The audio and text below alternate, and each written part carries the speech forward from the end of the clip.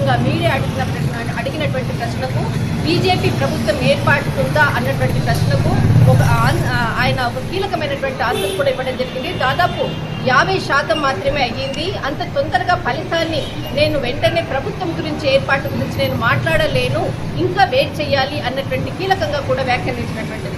ఇప్పుడు నేను నేతాజీ స్టేడియం దగ్గర ఉన్న చాలా కీలకమైనటువంటిది దాదాపు 77 స్థానాలకు సంబంధించినటువంటి ఈవీఎంలను ఇక్కడ నుంచి కౌంటింగ్ జరుగుతున్నటువంటి ప్రక్రియ.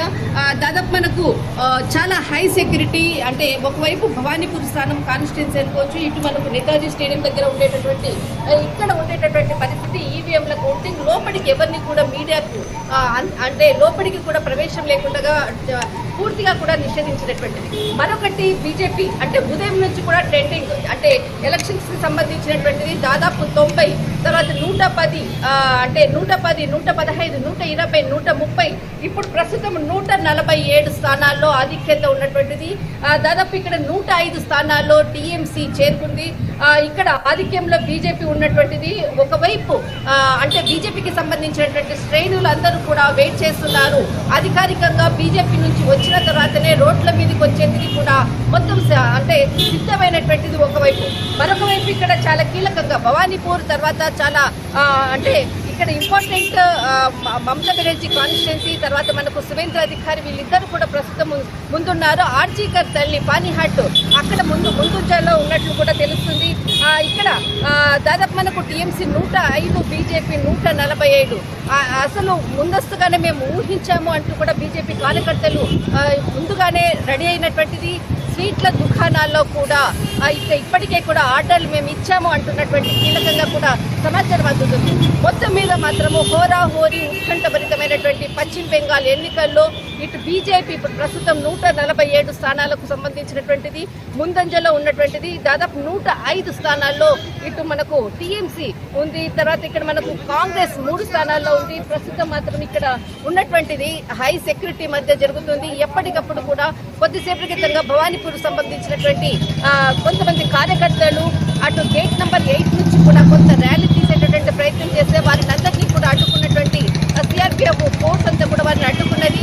ఎక్కడ కూడా కార్యకర్తలు అటు బీజేపీ వాళ్ళని కానీ ఇటు టీఎంసీ వాళ్ళని కానీ దాదాపు 1 కిలోమీటర్ దూరంగా కూడా 2 కిలోమీటర్ల దూరంలోనే వాళ్ళని నిలుపుదల చేశారు. ఎటువంటి కూడా ఘర్షణలు జరగకుండా ముందస్తుగా ఫోర్స్ని ఇక్కడ కూడా అలర్ట్ చేసినటువంటిది ప్రస్తుతం ఉన్నటువంటి పశ్చిమ బెంగాల్ పరిస్థితి. కళ అంటే కౌంటింగ్ అంతా కూడా కంప్లీట్ అయ్యే లోపు ఇంకా బీజేపీ ఎన్ని సీట్ల ఆధిక్యంలో ఉండొచ్చు అంటారు, మీ అంచనా ఏంటి? ఖచ్చితంగా దీనికి సంబంధించినటువంటిది కొన్ని ఏరియాల్లో దాదాపు మనకు ఫస్ట్ జోన్లో జరిగినటువంటిది 152 దాంట్లలో అక్కడ ఆ ప్రాంతం అంతా కూడా మనకు మొదటి ఫేజ్లో 23వ తేదీన జరిగినటువంటి జోన్లో బీజేపీ ఆ స్థానాల్లో అధికంగా ఉండేటటువంటి అవకాశం ఉంది.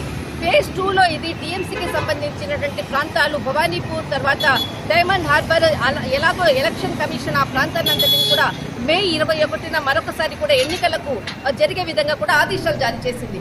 కానీ ఇక్కడ మనకు ఫేజ్ 2కు సంబంధించినటువంటిది చాలా కీలకమైనటువంటి ప్రాంతాలు ఉత్తర పరగన, ఇటు భవానీపూర్ ఈ కాన్స్టిట్యున్సీ అంతా కూడా టీఎంసీకి అధికంగా ఉండదు. కానీ ఇక్కడ వస్తున్నటువంటి ఫలితాలంతా కూడా దాదాపు మనకు మొదటి ఫేజ్లో ఉండేటటువంటి మాల్దా, ఇక్కడ మనకు తర్వాత వచ్చేసి ముర్షిదాబాద్, తర్వాత ఖరగ్పూర్ ఈ ప్రాంతాలంతా కూడా చాలా ఓవర్గా అంటే బీజేపీ ట్రెండింగ్ ఎక్కువగా ఉండేటటువంటిది. ఇప్పుడు మనకు ఏదైతే ట్రెండింగ్ ర్యాంక్స్ వస్తున్నాయో దాన్ని బట్టి ఇక్కడ బీజేపీ ముందంజలో ఉన్నటువంటి ప్రస్తుతం ఉన్నటువంటి పరిస్థితి.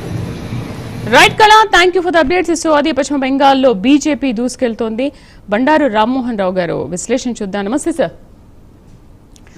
రామ్మోహన్ గారు, ఏంటి అసలు వెస్ట్ బెంగాల్లో బీజేపీ ప్రధానంగా రావడానికి సర్ ప్రక్రియ అనేది వాళ్ళకు బాగా కలిసి వచ్చిన అంశం అంటారా? ఎందుకంటే వెస్ట్ బెంగాల్లో బీజేపీ